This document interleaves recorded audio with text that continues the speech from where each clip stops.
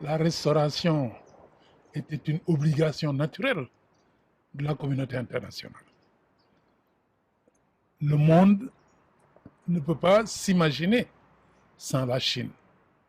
Et la Chine, il n'y en a qu'une, c'est la République populaire. Donc une fois que les États-Unis qui ont tout fait pour marginaliser la Chine et l'empêcher de recouvrer ses droits sur le plan international, une fois que cette bataille a été perdue, il était naturel vraiment que la Chine retrouve sa place aux Nations Unies et nous avons été parmi les premiers à nous en féliciter. La Chine est devenue, à force de travail et d'abnégation, la deuxième puissance mondiale. La Chine, rien que par sa taille, la taille de sa population, la dimension de son territoire, ne pouvait ne pas être représentée au sein des Nations Unies, et ce qui a été heureusement fait. Je pense que pour avoir été un des artisans de cet événement important pour la Chine, les Africains ne peuvent que se réjouir d'un tel acte.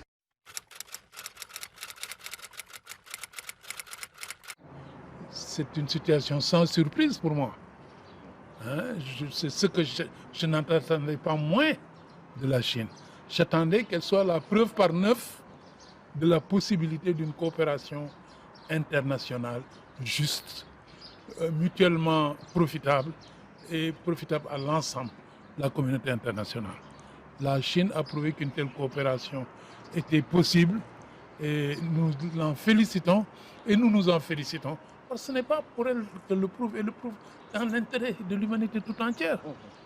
Et il faut que d'autres pays s'engagent dans cette voie.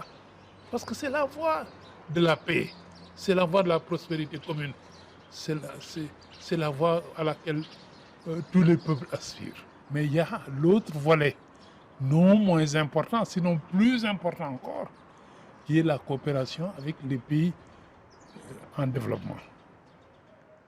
Et ça, vraiment, la Chine a montré qu'on pouvait faire autre chose que ce que l'Afrique avait connu jusqu'ici.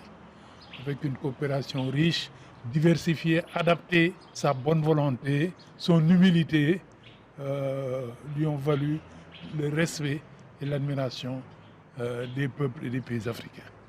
C'est une coopération qui vise la solidarité, qui vise le maintien de la paix, qui vise le développement. Or, l'Afrique a besoin de se développer, tout comme les autres États dans le monde. Donc, à travers cette coopération, l'Afrique peut déjà vendre ses matières premières et avoir des revenus.